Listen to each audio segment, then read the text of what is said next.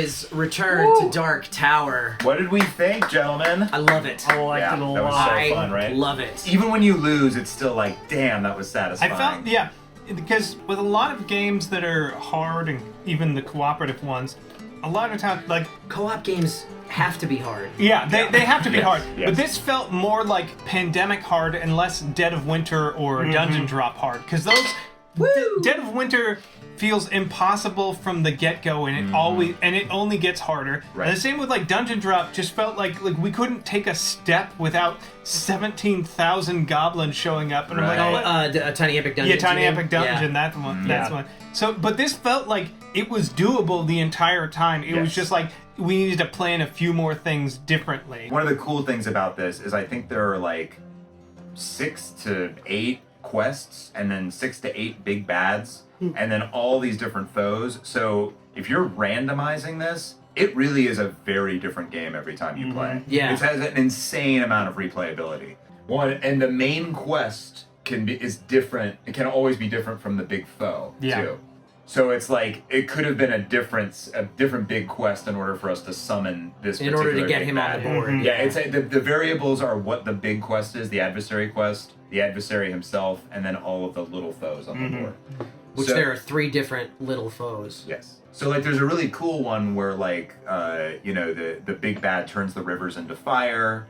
There's a quest where there's like caravans that are heading towards the tower, and you have to destroy them before they reach the tower. Cool. Oh, that's cool. Like there's a lot of really fun adversary quests too, and like I love dungeons. I just think dungeons are so fun. They're a lot of fun. Yeah. But there's a ton of other big like adversary quests that play very differently from dungeons too. So I love this game, and I'm dying to play it again. I love this is scratching that same itch that Tiny Epic Dungeons did for me, where I'm like, that was great.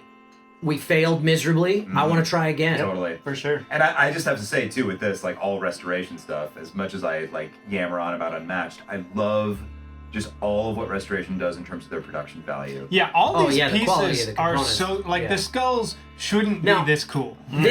So you have, like, deluxe upgrades and stuff. Yeah. What is different about what we played with versus the base retail version of the game? So the base version of the game does not have these 2 characters. These are from an expansion. There's another, they call it an expansion, but it's just basically the foes and these towers. Component upgrades. Yes, it's a component upgrade. And it's called Dark Horde. So that's the foe minis? Yes. Now these little... And the tower, these things? Yes, and the colored rings that are on the foe minis, I actually got those on Etsy. Oh, okay. It makes it a lot easier to tell like which foes are which because it color codes them based on their level. Yeah. So the basic version of the game, you still get the hero minis. Yes. But then you still get the buildings and the skulls. The skulls, but you have cardboard tiles. Cardboard tiles for the foes. Yes. Sort of like the That's dungeon. That's not bad. Like have you beaten it yet? Okay. I've played it 4 times and I've beaten it twice. Okay. One was a solo 4 play. times including tonight? No, this is the 5th. So this is actually. the 5th, yes. okay. So one was a solo game, and I have to say, like, I've now played this with 1, 2 people, 3 people, and 4 people. All are amazing in different ways. Because when you have less than 4, you have a dormant kingdom. So that's kind of fun because nobody's affected by those glyphs, and when a skull falls out in that dormant kingdom, the person who dropped it gets to choose where it goes. Okay. So actually, like, having 4 almost makes the game a little bit harder because you don't get as many turns for everybody because it's split up amongst more people, and everyone is affected more because every kingdom is affected. Yeah. It's the same issue that we had with Tiny Epic Dungeons, where when you're playing it with 4 people, which is what we did, there's so much stuff that can happen between your turns. It's impossible can't really to plan anything ahead. It's impossible because you'd be like, on my next turn I'll go there and do that thing, but then 6 things happen before it comes back, and you're like, okay. I will say too, I played this solo once and won, and it was so much fun. This is such a fun single-player game, and I really don't care for single-player board games usually, and I had a blast doing this. So I can't say enough good things about this. I think they totally nailed it. Really happy with it. Yeah, super fun. I love it. I would be curious to see if it feels any easier or harder with less people. It is very hard with 4. I've never won with 4. I've won with 3 and I've won alone. I've lost with a 2-player game and I've lost both times I've played with 4 players. So I think with four players, you also have to be so on it about strategizing. And it comes to a point where you're like, my God, I've spent 20 minutes on my turn trying to combo chain it with everybody. Let's just do something. I think it helped towards the end when we were like, okay, you're going to focus on this unless something happens, I'm going to focus on that. I think in the beginning we were all just kind of doing whatever was immediate. Yes. Not. Also, a thing that really affects this game too, and because I randomized everything tonight, I mean, maybe just RNG. We got a because tough combo. Because if you look at what people's inherent advantages are, and then what the advantages to apply against the monsters and dungeons are, it's kind of like, oh, if you randomize the whole thing, you might not have heroes who inherently have what they need to be like cleaning out the board. Maybe we should have waited to pick heroes until we knew what we were up against. Or something. Possibly.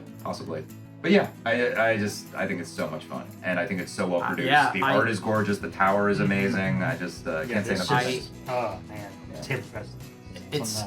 I believe the retail price for this game, just the base price for this game, is like $160, $180 or something. And I don't know if it's I know it's in like, I think you can now go to like your local game store and buy Dark Tower, and it might be cheaper there. I'm not sure though. Maybe. Yeah. I know ordering it online, I think, is in the ballpark of $160. Yeah, I think that's right. Yeah. But and I know they're playtesting a new expansion right now. I honestly like it. It kind of feels worth that price tag. Yeah. It's so funny because before doing this show and playing games with all the premium components, and I would have never in a million years would I have considered $160 for a board game. That's insane. Right? Yeah. This tower alone, you're like, 160? Yeah, maybe that's pricey, but where are you going to get this? Right? Turns and like... It does so many things. With the app, like... And the cool thing, too, is yes, it's a big price tag. They will continue, though, to add different foes, different quests. They're always updating the app based on player feedback. So, like, the app itself actually makes this game have so much more replayability. Yeah, absolutely. Because it changes everything up every time a quest is added. This is in that, just like Chronicles of Crime last week. This is in that pantheon of this is new board game, like meta of mixing two mediums together to make something you never could have done. Yeah, because. It's not because there's so much physical. It's not exactly the same. Where Chronicles of Crime, you can like, you spend $5 to get a case, but like, this is the other spectrum where you buy the game and then they're updating the app for free because you spend $160 on it. But you're still gonna need to buy expansions to go with that. Like that. You gotta get your figures. Because this is much more component. I mean, the thing that excites me the most about another expansion for this, because I haven't even played Alliances yet, and I still want the new expansion, it's because I want more heroes. I think it would be so fun to just see what they do, because I also know how good they are designing the unmatched heroes to play a certain way, and I'm like, oh, I just want more hero cards. This is the type of lifestyle game that is like, this is my type of lifestyle game. Yeah. This is also the kind of thing where, like, you show this to somebody who's like not a total lifestyle gamer, but maybe 30-40% of the way there. And if you introduce them to this with the right group of people, they just light up because this tower is so fun. It's so cool. It's lighting up, it's making sound. Yeah. It's not just a board with a billion mechanics. Yeah. It's a relatively streamlined, highly spectacle-oriented thing that's fun. And what's really cool about it is it's like, back in, it's based on a game from the 80s where they would do these kind of toy type of things, but it was always just kind of a goofy gimmick. Yeah. And this, like, it really feels like it adds to the playing experience in a big way. Yeah. When you've got friends who don't play board games, but you're like, I think this person would like a complicated, like, couldn't stand, like, it's complicated, but not that much, and you can explain most of it. And so it's like, 100%. It's like, it's a good middleweight game. I love it. I can't wait to play it again. Yeah, we'll do this again.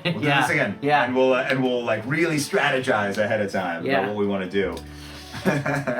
Hey, thanks for watching. If you like that, be sure to hit that like button, hit that subscribe button, and most importantly, go on over to twitch.tv/BnBTabletop and give us a follow there. We play board games live every Sunday night at 7:30 p.m. Pacific Time on a show we call The Board and Barrel. And it's a very interactive broadcast. We have house rules that you guys can influence throughout the course of the game, virtual bingo, you can bet on who's gonna win. It's a lot of fun, and I look forward to seeing you there.